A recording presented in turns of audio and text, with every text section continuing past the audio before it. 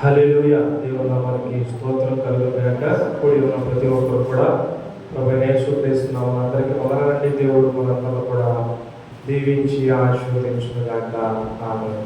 దేవుని బిడ్డలారా, మరొకసారి ఈ 2025వ సంవత్సరము మార్చి నెల 7వ తారీఖు మరి శుక్రవారము, అలాగే సిలువ దిన కోడికలోనికి ప్రభు మనల్ని నడిపించిన విధానాన్ని బట్టి సమస్త మహిమ ఘనత ప్రభావంలో యేసయ్యకు మాత్రమే కలుగును గాక. చూడండి, పరిశుద్ధ గ్రంథాలను వారందరూ తెరిచి ఒక 30 నిమిషాలు దేవుని మాటలను సందర్భానుసారంగా ధ్యానం చేసి మనందరూ కూడా ప్రార్థనలో ఏకీభవిద్దాం. పరిశుద్ధ గ్రంథాలను వారందరూ తెరిచి యోనా గ్రంథము 1వ అధ్యాయంలో 1 నుంచి 9 వచనాలు ఈ రీతిగా యోనా అనే భక్తుడు జ్ఞాపకం చేస్తూ ఉన్నాడు. యెహోవా వాక్కు అమితాబు కుమారుడైన యోనాకు ప్రత్యక్షమై ఇలాగూ సెలవిచ్చును. నినివే పట్టణ దోషము నా దృష్టికి ఘోరమాయను గనుక లేచి నినివే మహాపట్టణమునకు పోయి దానికి దుర్గతి కలుగని ప్రకటింపుము. అయితే యెహోవా సన్నిధిలో నుండి తర్షీష్ పట్టణమునకు పారిపోవాలని యోనా యొప్పకు పోయి తర్షీషునకు పోవు ఒక ఓడను చూచి ప్రయాణము కొరకు డబ్బులిచ్చి యెహోవా సన్నిధిలో నుండి నిలవకుండా ఓడకి తర్షీషుకు పోవుటకు ఓడను ఎక్కెను. ప్రేమగల తండ్రి, జీవం కలిగిన యేసయ్య, ఈ 2025 సంవత్సరంలో కూడా మార్చి నెల 7వ తారీఖు ఈ ఉదయకాల సమయంలో ఉపవాస ప్రార్థనలో, అలాగే లెంట్ డేస్లో ఫాస్టింగ్ ప్రేయర్లో మీ నామాన్ని చిన్న మందగా కూడుకునే భాగ్యాన్ని ఇచ్చారు. పాటల్లో, ప్రార్థనలో మీరు తోడుకున్నారు ప్రభా. వాక్యంలో కూడా మీరు తోడుకుండి. నిలబడిన వాడు, ఒట్టివాడు, మట్టివాడు, పనికిరాని వాడు నీ కృప చేత నిలబెట్టారు. నాతో, మాతో కూడిన ప్రతి ఒక్కరితో మాట్లాడండి. మానవ స్వరం అరుగు చేసి పరిశుద్ధాత్మ స్వరం నాకు అందించండి. వినగల చెవులు మా అందరికీ సహాయం చేయండి. విన్న మాటలు, కన్న మాటలు నీ కొరకు హృదయంలో పదిలిపరుచుకుని జీవించే కృపను అనుగ్రహించండి. వచ్చిన మా ప్రియులు, సంఘాన్ని, రాబోతున్న ప్రజలను వారందరూ కూడా దీవించి మీ నామానికి మహిమను పొందమని యేసు నామములో అడిగినవన్నీ పొందుకున్నాము మా తండ్రి. ఆమేన్. దేవుని బిడ్డలారా, యోనా అనే భక్తుడు పరిశుద్ధ గ్రంథముల బైబిల్లో పాత నిబంధన గ్రంథంలో 763 పేజీలో కనపడుతూ ఉంటాడండి. అన్నాడు దేవుని బిడ్డలారా, నినివే పట్టణము ఏమైపోయింది అంటే దేవుని దృష్టికి ఘోరం అయిపోయిందంట. అంటే ఆ ఊరిలో భయంకరంగా పాపం జరిగి ఉండొచ్చు, దేవునికి వ్యతిరేకమైన కార్యక్రమాలు జరిగి ఉండొచ్చు. దేవుడు నినివే పట్టణాన్ని చూసినప్పుడు దేవుని దృష్టికి, దేవుని కన్నులకు, దేవుని హృదయానికి ఆ నినివే అనే పట్టణం ఎలా ఉన్నది అని అంటే బహు ఘోరముగా ఉన్నదంట. అయితే దీని బిడ్డ 1వ వచనంలో రాశాడు ఏమని అంటే, యెహోవా వాక్కు అమితాబు కుమారుడైన యోనాకు ప్రత్యక్షమై, అబ్బాయి నువ్వు నినివే పట్టణానికి వెళ్ళి ఆ ఊరు పరిస్థితి బాగోలేదు, ఆ ఊరికి పట్టిన పీడ, చీడ, శాపం తొలగింపబడాలి అంటే అందరూ కూడా యెహోవా దేవుణ్ణి నమ్మాలని, యెహోవా దేవుణ్ణి అనుసరించాలని, దేవుని యందు భయభక్తులు కలిగి జీవించాలని ఆ ఊర్లోకి వెళ్ళి నువ్వు ప్రకటన చేయమంటే దేని బిడ్డరా గమనించినట్లయితే అక్కడ రాశాడు పరిశుద్ధ గ్రంథం అనే బైబిల్లో లేఖనాల్లో, ఆయన నినివేకి వెళ్ళకుండా తర్షీషు అనే పట్టణానికి వెళ్ళటానికి ఓడను ఎక్కి ఓడ నడుపుతున్న నాయకుడికి కేవు అనంటే డబ్బులిచ్చి ఆ ఓడలోనికి ఎక్కాడంట. 4వ వచనం చూడండి, నా ప్రియమైన దేవుని బిడ్డలారా, చదువుతున్నాడు. ఏమంటాడో తెలిసింది. అయితే యెహోవా ఏం చేశాడంటే సముద్రం మీద పెద్ద గాలి పుట్టింపగా సముద్రమందు గొప్ప తుఫాను రేగి ఓడ బద్దలైపోతుందంట. దేవుని నామానికి స్తోత్రం కలుగును గాక. హల్లెలూయా.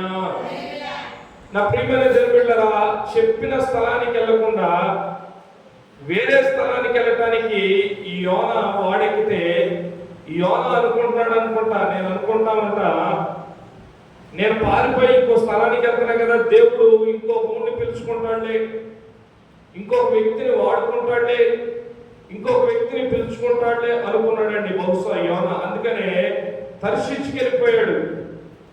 అప్పుడు దేవుడు అది చూసి ఇంకొక వ్యక్తితో మాట్లాడి ఇంకొక వ్యక్తిని నినివే పట్టణానికి పంపించలేదు కదా. ప్రియమైన దేవుని బిడ్డలారా, ఆ ఓడని ఎక్కాడంట. ఆ సముద్రం మీద వెళ్తున్నాడని దేవుని వాక్యంలో రాశాడు. ఆ సముద్రం మీద గాలి పుట్టెప్పగా 4వ వచనంలో ఆ గాలికి సముద్రం మొత్తం ఏమైపోయిందంటండి, తుఫానుగా మారిపోయి, ఆ తుఫాను ఎంతగా మారిందంటండి, ఓడ బద్దలైపోయేంతగా మారిందంటే గమనించండి. ఆ మాటలో ఉన్న అర్థం ఏంటో తెలుసండి. ఈ యోనా అనే వ్యక్తి ఆ ఓడలో వెళ్తుంటే ఆ ఓడ బద్దలైపోతుందంట.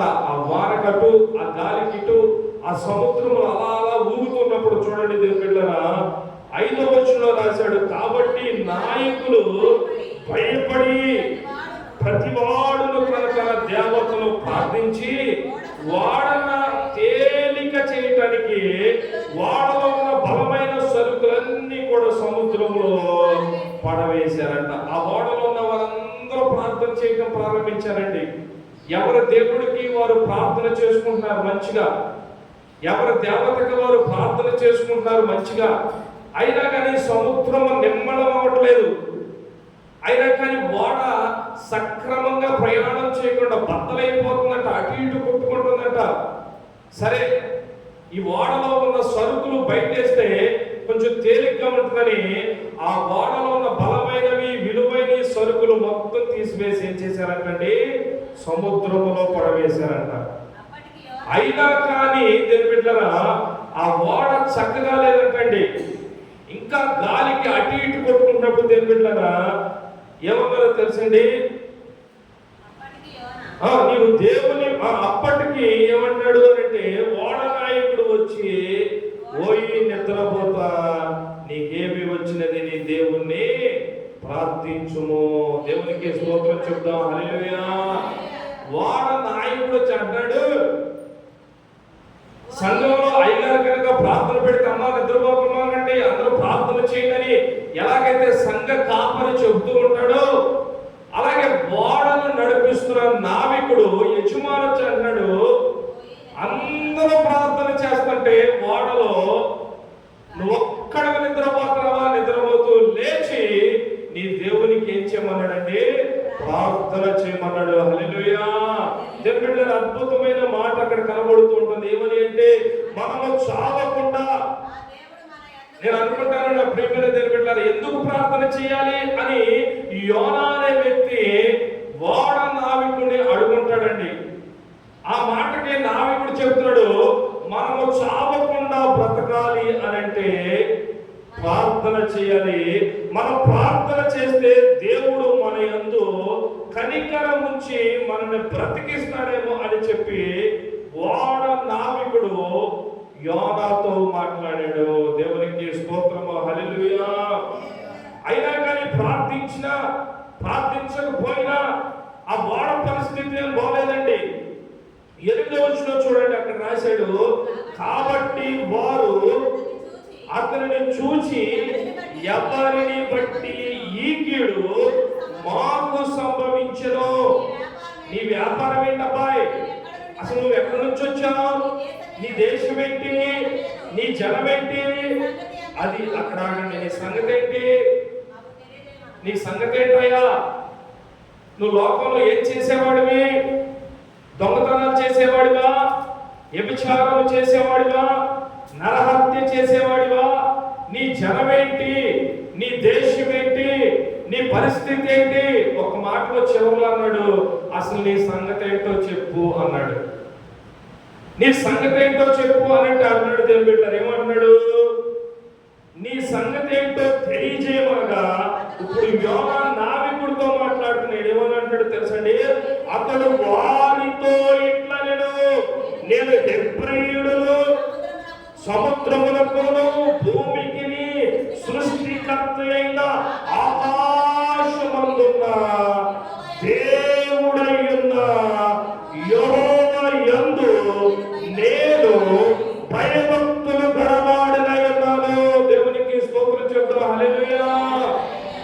నీ సంగతి ఏంటో చెప్పబోయే అంటే ఏం చెప్తున్నాడు తెలుసండి? మా అమ్మ పేరుది, మా నాన్న పేరుది, నా గోత్రం పేరుది, నా వంశావళి ఇది, నేను ఈ దేశానికి చెందినవాడిని, పలానా గ్రామానికి చెందినవాడిని, మా కుటుంబంలో నేనే పెద్దవాడిని అని చెప్పట్లేదండి.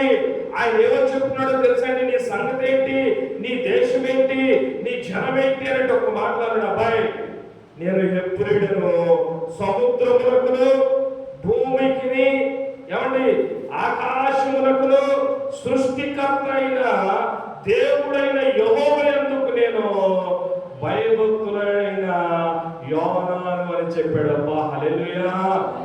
యోనా ఎంత జ్ఞానం కలిగిన వాడో చూడండి. కొన్నిసార్లు ఏదన్నా ఊరు వెళ్తాం మనం, కొన్నిసార్లు ఏదైనా రాష్ట్రం వెళ్తాం, కొన్నిసార్లు ఏదైనా దేశం వెళ్తాం, మంచిదే. నీ సంగతి ఏంటి, నువ్వు ఎక్కడ వారి అని అడిగితే మన తల్లిదండ్రుల గురించి చెప్తామా, మన ఊరు గురించి చెప్తామా, మన ప్రాంతం గురించి చెబుతాం, మంచిదే. కానీ యోనాకి ఎంత జ్ఞానమో చూడండి. తల్లిదండ్రుల గురించి చెప్పలేదండి, అతను ఊరు కూడా చెప్పలేదండి, అతడు దేశం కూడా చెప్పలేదండి. మొట్టమొదట చెప్పిన మాట నేను హెబ్రీయుడను, రెండో మాట భూమికిని సముద్రముకును ఆకాశములకు దేవుడై ఉన్న యెహోవాయందు నేను భయభక్తులు కలిగిన వాడిని. హల్లెలూయా! అయితే మరి వాడెందుకు ఎక్కావు? అయితే ఈ వాడలో నువ్వు ప్రయాణం ఎందుకు చేస్తున్నావు? నేను నినివే వెళ్ళవలసిన వాడిని, అయితే నేను తర్షీషు వెళ్ళటానికి వాడెక్కారయ్యా. ఈ కీడు నా వలన మీకు వచ్చింది, నన్ను తీసుకెళ్లి ఎక్కడ పడేయమన్నాడండి? సముద్రములో పడవేయమన్నాడు. నిజాన్ని నిర్భయముగా ఒప్పుకున్నాడు. స్తోత్రం కలుగును గాక. హల్లెలూయా! యోనాలో నేర్పుతున్న పాఠము, యోనా భక్తుడంటే తెలుసండి, అబద్ధమాడని వాడు, దేవుని యందు భయభక్తులు కలిగిన వాడు ఏవాడనండి? అబద్ధాన్ని ఆడడు. చూడండి ఇక్కడ రాశాడు దేవుని బిడ్డలారా, 12వ వచనం, యోనా నన్ను బట్టి ఈ గొప్ప తుఫాను మీ మీద వచ్చని నాకు తెలిసి ఉన్నది.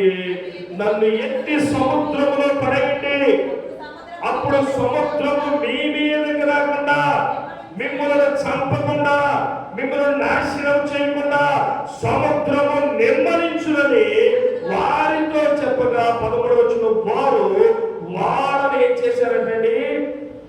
దరికి తీసుకొస్తున్నాడంట. చెప్పంగానే తీసుకెళ్లి పడేయలేదండి. మనిషి అంటే ఇనుము లేని వారేం కాదు, వాడు కూడా చెప్పాడు కదా, ఆయనే చెప్పాడు అని చెప్పి 2 చేతులు 2 కాళ్ళు తల నడుము మీద చేసి లేపి ఎత్తి సముద్రంలో పడేయలేదండి. 13వ వచనంలో రాశారు, వాడను ఒడ్డుకు నడిపిద్దామని చూశారంట. కానీ గాలి వలన, తుఫాను వలన ఏం జరిగిందంటండి? అది వాడ ఒడ్డుకు రావటము కష్టమైందంట, వ్యర్థమైందంట వారి ప్రయత్నము. వారిని తీసుకెళ్లి యోనాని నిలబెట్టారు. 15వ వచనంలో, యోనాను ఎత్తి సముద్రములో పడవేసి పడవేయగానే సముద్రము పొంగకుండా ఆగింది. హల్లెలూయా! హల్లెలూయా! జనబెట్టారా? నమ్మండి. ఎందుకని తుఫాను వచ్చింది అని అంటే యోనాకు దేవుడు మాట్లాడాడు. అక్కడ యోనా గ్రంథము 1వ అధ్యాయం 1వ వచనంలో దేవుని వాక్యము స్పష్టంగా రాయబడింది. యోనాకి దేవుడు ప్రత్యక్షమై, అబ్బాయి ఆ ఊరు పరిస్థితి బాగలేదు, ఆ పట్టణం పరిస్థితి బాగలేదు, ఆ ప్రజలు దేవునికి వ్యతిరేకంగా జీవిస్తూ ఉన్నారు. నీవెళ్ళి దేవుని గురించి సువార్తను ప్రకటిస్తే, యెహోవాని గురించి సువార్తను ప్రకటిస్తే, ఒకవేళ వారు పశ్చాత్తాపడి మారుమనసు పొందితే ఆ ఊరికి, ఆ పట్టణానికి నాశనము కలగకుండా ఆ ఊరిలో ఉన్న వారందరూ కూడా సజీవులుగా కాపాడబడతారని దేవుడు యోనాతో మాట్లాడితే, ఆ ఊరు వెళ్ళటానికి ఇష్టపడకుండా యోనా తర్షీషు వెళ్ళటానికి ఏం చేశాడంటే వాడను ఎక్కాడు. వాడెక్కాడు కదా అని యోనాను విడిచిపెట్టకుండా ఇంకొక వ్యక్తిని దేవుడు చూసుకోలేదండి. యోనాని మళ్ళీ ఏం చేశాడంటే దర్శించాడు. ఎలా దర్శించాడు? సముద్రాన్ని రేపాడు, గాలిని రేపాడు, వాడ కూడా బద్దలైపోయినట్లుగా చేసి మళ్ళీ ఏం చేశాడంటే యోనాను సముద్రంలో నుంచి దించాడు. ఎక్కడికి దించాడండి? సముద్రంలోకి దించాడు, యోనలో నుంచి. ఇప్పుడు యోనా ప్రార్థన చేస్తున్నాడు. నా ప్రియమైన దేవుని బిడ్డలారా 16వ వచనం చూడండి. ఇది చూడగా ఆ మనుషులు యెహోవాకు ఏం చేశారో తెలుసండి, మిగులు భయపడిపోయారు. ఎందుకని భయపడ్డారు అంటే ఇదేంట్రా భయం? మనం ఎన్నో దినాల నుంచి, ఎన్నో రోజుల నుంచి, ఎన్నో సంవత్సరాల నుంచి మనం ఇదే ఓడలో సముద్రం మీద ప్రయాణం చేస్తున్నాం కదా. ఇలాంటి వరదలు కానీ, ఇలాంటి వాన కానీ, ఇలాంటి గాలి కానీ ఎప్పుడు చూడడం మనం అనేక సందర్భాల్లో చూసాం. కానీ ఈ యోనాని వెత్తి పడేసిన వెంటనే ఇలాంటి గాలి, ఇలాంటి తుఫాను వెంటనే ఆగిపోయిందని వారు ఏమైపోయారంటే 16వ వచనంలో మిగులు భయపడిపోయారంట. భయపడి యేసయ్యకు దేవునికి బలి అర్పించి మొక్కుబళ్ళు చేశారంట. దేవునికి స్తోత్రము, హల్లెలూయా. ఆ మొక్కుబళ్ళకి మాట అక్కడ అర్థం రాయలేదు కానీ నేను చెప్తున్నాను, ఈ తుఫాను వలన, ఈ వరద వలన ఇక మనం ఇంటికి వెళ్ళలేమో, మన భార్యని మనం చేర్చుకోలేమేమో, మన భార్యని మనం చూడలేమేమో, మన కన్నబిడ్డని మనం కనులారా చూడలేమేమో, ఈ తుఫానులో మనం చనిపోవాల్సిన పరిస్థితినేమో. వారు భయపడిపోయారు. ఈ రాత్రి మన పని అయిపోయింది అనుకున్నారు. కానీ ఎప్పుడైతే యోనాను ఎత్తి సముద్రంలో పడవేశారో, వాన ఆగిపోయిన వెంటనే, నిమ్మళమైపోయిన వెంటనే వారు దేవునికి బలర్పించి దేవునికి ఏం చేశారంటే మొక్కుబడులు చెల్లించారయ్యా, నీకు వందనాలయ్యా. మళ్ళీ ఇంటికి వెళ్ళే భాగ్యాన్ని, మళ్ళీ భార్యను చూసే భాగ్యాన్ని, మళ్ళీ పిల్లలను చూసే భాగ్యాన్ని, అయ్యా సజీవులుగా ఈ రాత్రి మమ్మల్ని కాపాడావు అని దేవునికి వారు హృదయపూర్వకంగా మనసారా దేవునికి ఏం చేశారంటే మొక్కుబడులు చెల్లించారు. హల్లెలూయా. చూడండి, పడవేసిన వెంటనే 17వ వచనం అంటాడు, గొప్ప మత్స్యము అనగా తిమింగళము ఒకటి వచ్చి యోనాను మృంగవలనని యెహోవా ఏం చేశాడంటండి, నియమించి ఉండగా యోన 3 దినములు ఆ మత్స్యము యొక్క కడుపులో యోన ఏం చేశాడంటండి ఉన్నాడు. దేవుని నామానికి స్తోత్రం చెప్దామా? హల్లెలూయా. యోనాకి దేవుడు మాట్లాడాడండి. మీరు నన్ను అడిగితే చక్కగా చెప్తారు, మీరు చక్కగా అయితే. అసలు యోనా మాట్లాడితే, దేవుడు మాట్లాడితే యోనా ఏం లేదండి. చిత్రం ఏంటో చూడండి, దేవుడు మాట్లాడితే మత్స్యము చేప విన్నది. హల్లెలూయా. మనిషి లేదండి, పరిశీలికి వెళ్ళిపోయాడు. నిన్నువే కలమంటే సముద్రములో గొప్ప మత్స్యానికి దేవుడు అన్నాడు, అబ్బాయి సముద్రమా, సముద్రములో ఒక వ్యక్తి, నీవే వ్యక్తి పడవేయబడుతున్నాడు. ఆ వ్యక్తిని నువ్వు మృంగాలి అని, యోనాని మింగాలని ఆ మత్స్యానికి చెప్తే, ఆ యోన ఎక్కడైతే పడవేయబడ్డాడో అక్కడికి ఆ మత్స్యం వెళ్ళి యోనాను మింగిందని పరిశుద్ధ గ్రంథంలో రాశాడు. దేవునికి స్తోత్రము, హల్లెలూయా. అసలు దేవుడు, మన దేవుడు ఎంత గొప్పవాడండి. అసలు మన దేవుడు ఎంత ఆశ్చర్యకరుడండి. మనిషి అయిన యోనా లేదు కానీ ఏమండి, చేప అయిన మత్స్యము దేవుని మాట ఉన్నది. హల్లెలూయా. మన దేవుడు గొప్పవాడు అంటానికి, ఏమండి మన దేవుడు శక్తిమంతుడు అంటానికి, మన దేవుడు ఆశ్చర్యకరుడు అంటానికి ఇది చాలదండి ఉదాహరణ. అయితే మృంగింది 3 దినాలు ఉన్నది. దేవుని బిడ్డలారా, యెహోవా నియమించిన 3 దినాలు యోనా కడుపులో ఉండగా యోనా ఏమని ప్రార్థన చేశాడు? 2వ అధ్యాయంలో ఆ మత్స్యము కడుపులో నుండి యోనాను ఇలాగ ప్రార్థించిన యెహోవాను, నేను ఉపద్రవములో ఉండి యెహోవాకు మనవి చేయగా ఆయన నాకు ప్రత్యుత్తరం ఇచ్చెను. పాతాళ గర్భములో నుండి నేను కేకలు వేయగా నీవు నా ప్రార్థన అంగీకరించి ఉన్నావు. హల్లెలూయా. ఎవరి ప్రార్థన చేశాడో తెలుసండి, అక్కడ రాయలేదు కానీ పరిశుద్ధాత్మ దేవుడు సంఘాలకి బోధించే మాట చెప్తారు. అయ్యా నన్ను కాపాడితే నినివే పట్టణం వెళ్తా, ఈ మత్స్యంలో నుంచి నన్ను బయటికి తీసుకొస్తే నినివే పట్టణానికి వెళ్ళి నీ గురించి చెప్తాను, ఆ పట్టణానికి సువార్తను బోధిస్తాను, ఆ పట్టణము శాపము నుంచి, పాపము నుంచి, దుర్గత నుంచి విడిపింపబడులాగా నేను నినివే అనే మహాపట్టణానికి వెళ్ళి నిన్ను గూర్చిన వార్త సకల జనులకు చెప్తానని యోనా గ్రంథం గ్రంథము 2వ అధ్యాయంలో యెహోవాకి ఏం చేస్తున్నాడంటే మత్స్యం కడుపులో ఉండి ప్రార్థన చేస్తున్నాడు. స్తోత్రం కలుగును గాక. హల్లెలూయా. ప్రార్థన ఆలకించిన దేవుడు దేవుడరా అదే అధ్యాయము 10వ వచనంలో రాశాడు, అంతలో యెహోవా మత్స్యములకు ఆజ్ఞేయగా అది మరలా యోనాను ఏం చేసిందంటే నేల మీద కక్కింది. హల్లెలూయా.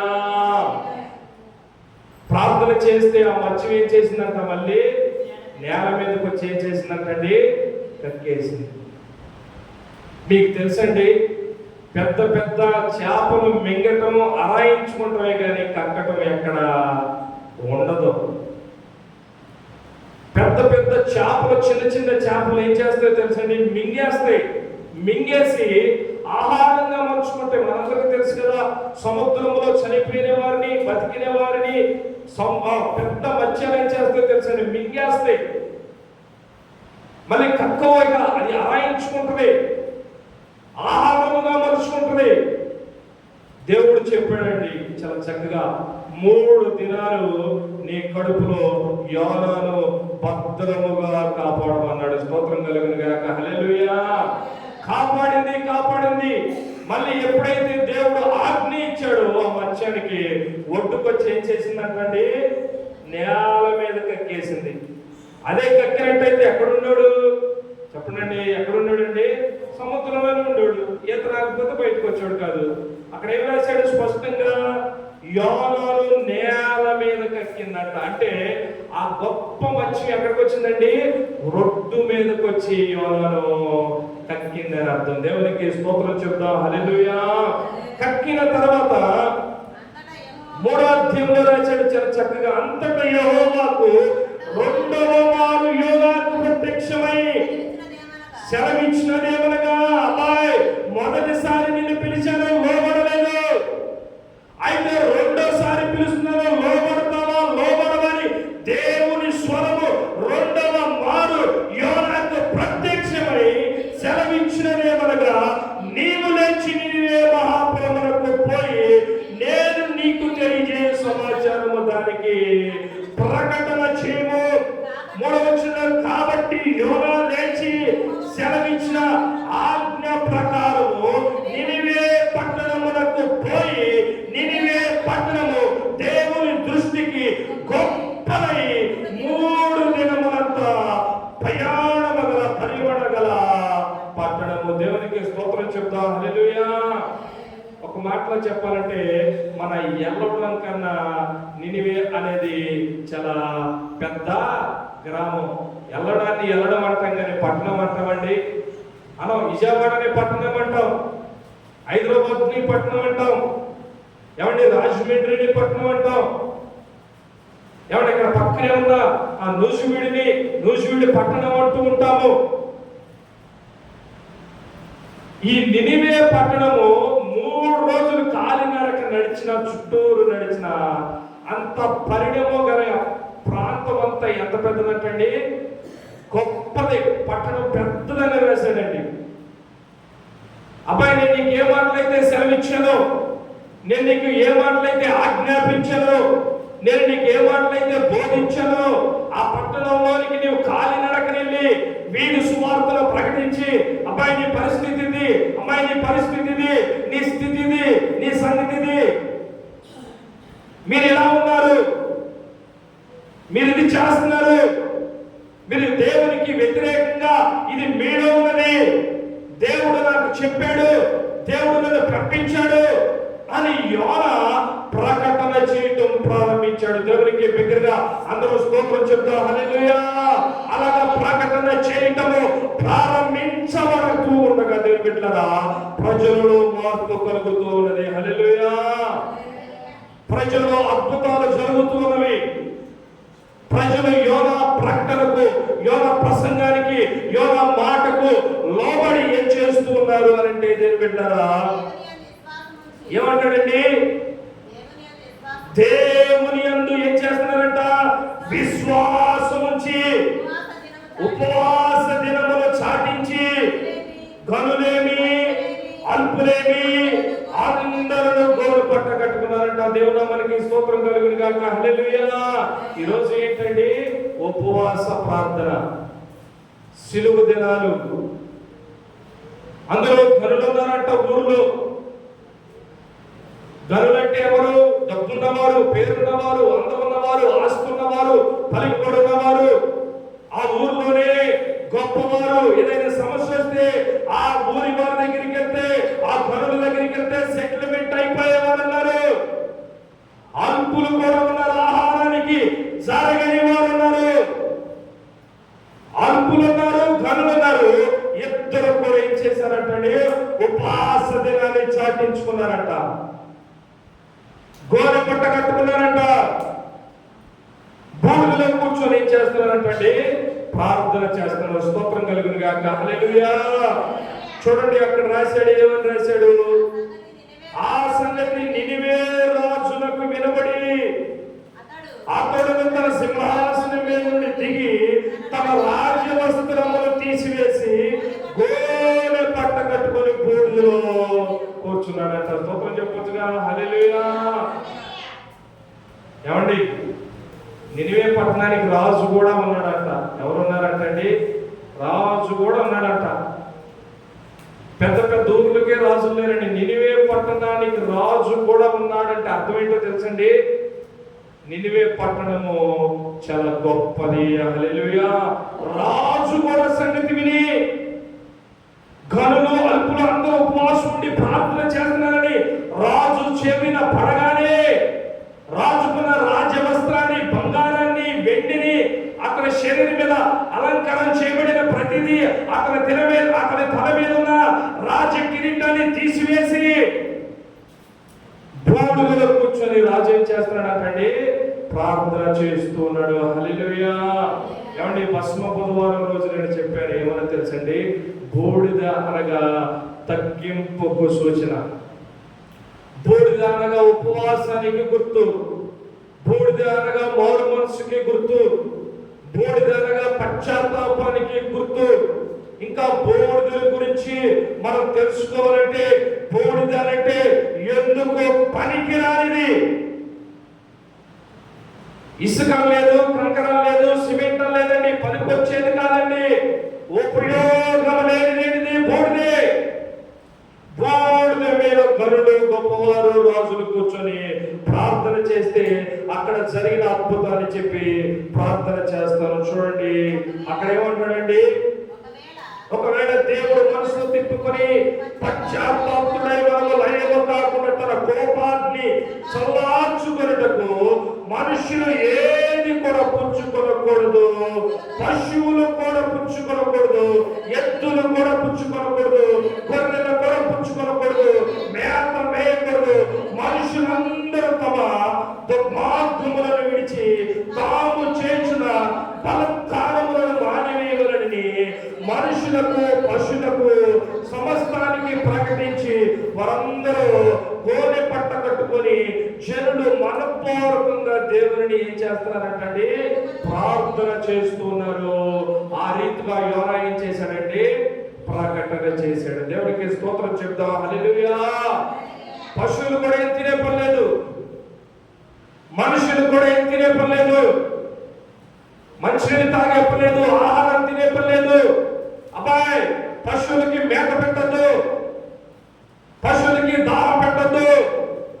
మనుషులైనా పశువులైనా అందరూ కూడా పశ్చాత్తాపం అనే హృదయంతో ప్రార్థన చేస్తే ఒకవేళ దేవుడు ఈ పట్టణం మీదకి రాదలిచిన కీడును, ఏమండి పంపించదలిచిన కీడును ఆపునేమో అని యోనా ప్రకటన చేయగా వారందరూ చెప్పిన దానికంటే వారి హృదయాలను ప్రభు సన్నిధిలో కుమ్మరించి ప్రార్థన చేశారు. దేవుని నామానికి స్తోత్రం కలుగును గాక. హల్లెలూయా.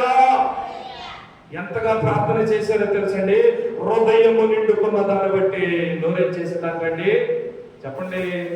హృదయము నిండుకున్న దాన్ని బట్టి నోరేం చేసేదండి? మాట్లాడిందంట హృదయపూర్వకంగా పశ్చాత్తాపముతో కన్నీళ్లతో వారు ప్రభు సన్నిధిలో ప్రభు పాదాలు తడిపారు. పెట్టారా? అక్కడ రాశాడు 10వ వచనంలో ఏమని రాశాడో తెలుసండి? ఈ నినివే వారు తమ చెడు నడతలను మానుకొనగా వారు చేయుచున్న క్రియలను దేవుడు చూచి దేవుడు పశ్చాత్తాపుడై వారికి చేయుదని తాను మాట ఇచ్చిన కీడును ఏం చేశాడంటే మానేశాడు. స్తోత్రం కలుగును గాక. హల్లెలూయా.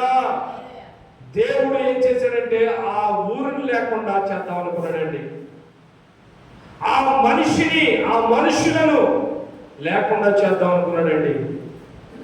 ఉపవాస ప్రార్థన ఒకటి, తగ్గింపు ప్రార్థన ఒకటి, బూడిద అనుభవం కలిగిన ప్రార్థన ఒకటి, ఏమంటే కన్నీళ్లతో యేసు పాదాలు తడిపిన అనుభవాలు ఆకాశమందున్న దేవుడు వారిని చూసినప్పుడు దేవుడు ఏమైపోయాడంటే పశ్చాత్తాపడిపోయాడు. దేవునామానికి అందరూ బిగ్గరగా స్తోత్రం చెప్తాం. హల్లెలూయా. పశ్చాత్తాపడతాం అంటే ఏంటో తెలుసండి, దేవుడు మనసు కరిగిపోయిందండి, చెలించిపోయిందబ్బా, వీరికి ఆ పాపం, వీరికి ఆ శాపం, వీరికి ఆ దోషం, ఇవన్నీ వీరికి ఉండకూడదని వారి ప్రార్థనే వారికి మంచి క్షేమాన్ని ఇచ్చింది. వారి పాపాలన్నీ దేవుడు వారి ప్రార్థన ద్వారా ఏం చేశాడు తెలుసండి, కడిగేశాడు. స్తోత్రం కలుగును గాక. మనం స్నానం చేస్తే మన శరీరానికి ఉన్న మట్టి ఎలాగైతే పోయి పరిశుద్ధపరచబడతామో వారి ప్రార్థనే వారికి ఉన్న పాపం నుంచి పరిశుద్ధపరచబడిందని దేవుని వాక్యం మరొకసారి మనందరికీ జ్ఞాపకం చేస్తున్నది. దేవుడు ఈ కొద్ది మాటలు మన ఇంట్లో మనందరిని కూడా దీవించి ఆశీర్వదించును గాక. ఆమె విన్న మాటలు బట్టి అందరం ఏక స్వరముతో, ఏక మనసుతో, ఏక ప్రార్థన చేద్దాం.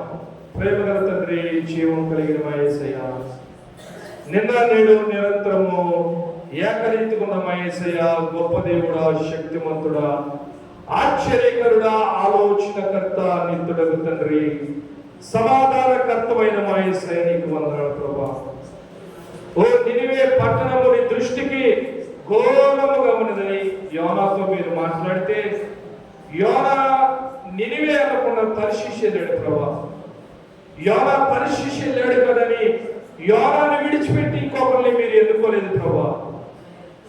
యోనా ఎక్కడున్నాడో మీరు గ్రహించి ఆ సముద్రం ఉన్న వాడిని సైతము కూడా మీ చిత్త ప్రకారము, మీ దర్శన ప్రకారము, మీ పిలుపు ప్రకారము, మీ ఉద్దేశం ప్రకారము ఆ సముద్రంలో ఉన్న వాడిని కూడా మరలా తీసుకొచ్చి నినివేకి పంపించి, నినివేకి ప్రభువా మీరు ప్రకటింపమన్న మాటలు, మీరు బోధించమన్న బోధ ప్రభువా ఆ నినివే అనే పట్టణానికి యోనా అనే వ్యక్తి ప్రకటించడం ద్వారా, బోధించడం ద్వారా, మీరిచ్చిన ఆజ్ఞలు వారికి జ్ఞాపకం చేయడం ద్వారా ప్రభువా గనులు ఉన్నారు అందరూ, ఏమండి అల్పులు ఉన్నారు అందరూ, రాజులు ఉన్నారు అందరూ, ఆ పశువులని అందరూ కూడా రాజ్యవస్త్రాలు, ఆహారము మానవేసి, దాహం మానవేసి ప్రభువా నీ సన్నిధిలో పశ్చాత్తాపంతో హృదయపూర్వకమైన ప్రార్థన చేసి నీ పాదాలు తడపడం వలన ప్రభువా వారి ప్రార్థనే వారి పాపాల నుంచి విడిపించింది. వారి ప్రార్థనే వారికి పట్టిన దుర్గతి నుంచి, శాపం నుంచి విడిపించిందని నీ వాక్యం సెలవిస్తున్నది ప్రభువా. వారి ప్రార్థన ద్వారా మీరు చేయాలనుకున్న కీడు రాకుండా ఆయన ఆపివేసి ఆ పట్టణానికి ప్రభు గొప్ప మేలుని, ఆశీర్వాదాన్ని అనుగ్రహించిన మా దేవా, గొప్ప దేవుడా, నీకు వందనాలు ప్రభువా. అలాంటి దేవుణ్ణి మేము ఆరాధిస్తున్నామంటే, అలాంటి దేవుణ్ణి మేము నమ్ముకున్నామంటే, అలాంటి దేవుణ్ణి మేము కొలుస్తున్నామంటే నీకే వందనాలు ప్రభువా. మేము ధన్యులము, ధన్య జీవులు అని నమ్ముతూ విశ్వసిస్తున్నాం ప్రభువా. ఎందుకంటే యోనా కూడా అంటున్నాడు ప్రభువా, యోనా నాయకుడు వచ్చి నీ దేశము ఏ దేశము, నీ సంగతి ఏంటి అని అంటే అతను చెబుతున్నాడు ప్రభువా నేను భూమికి, ఆకాశానికి, సముద్రానికి సృష్టికర్త అయిన యెహోవా యందు నేను భయభక్తులైన వాడిని అని యోనా మంచి సాక్ష్యాన్ని చెప్పగలుగుతూ ఉన్నాడు ప్రభువా. నిజమే తండ్రి, ఇన్ని సంవత్సరాలు భక్తి చేసిన, ఇన్ని సంవత్సరములు దేవుని యందు మేము నీ సన్నిధిలో నిలబడిన, కొన్నిసార్లు లోకంలోనికి వెళితే నిన్ను గురించి చెప్పాలి అంటే మేము సిగ్గుపడే వారిగా ఉంటే దయతో క్షమించండి ప్రభా. అయ్యా, ఇంకా లోకంలో మేము చూస్తే దేవుని సన్నిధికి పరిశుద్ధ గ్రంథమైన బైబిల్ శాప పట్టుకొని రావటానికి కూడా చాలా మంది సిగ్గుపడుతూ ఉన్నారు ప్రభా. కానీ యోనా అంటాడు, నేను భూమిని ఆకాశాన్ని సృష్టించిన ఆకాశమందున్న దేవునికి నేను భయభక్తులు కలిగిన వాడని సముద్రములో ప్రభా కొన్ని గంటల్లో కొన్ని నిమిషాల్లో తుఫాను చేత చనిపోవలసిన వాడివై ఉన్నావని తెలుసు కూడా తన సాక్ష్యాన్ని కోల్పోలేదు ప్రభా. నిజము నిర్భయముగా చెప్పడానికి యోనాని మాదిరిగా మాకు ఉంచినందుకు అన్నాడు ప్రభా. అలాంటి విశ్వాసములో, అలాంటి భక్తిలో, అలాంటి యథార్థతలో, అలాంటి పరిశుద్ధతలో మేము సంఘము ఉండులాగున మీరు సహాయం చేసి మీ రాజ్యానికి మనందరినీ వ్యాప్తి చేయటానికి, ఆయన వారసులు చేయటానికి మా వంతు మమ్మలను వాడుకొని, అయ్యా మా వంతు వాడుకొని నీ రాజ్య వ్యాప్తిలో సాధనములుగా పనముట్టులుగా వాడుకొని నీ కార్యాలు మా పట్ల, మా కుటుంబాల పట్ల, మా సంఘాల పట్ల జరిగించి మీరే మీ నామానికి నిత్యంగా మహిమ ఘనత ప్రభావాలు పొందుకోమని యేసు నామములో అడిగినవన్నీ పొందుకున్నాం మా తండ్రి. ఆమేన్, ఆమేన్.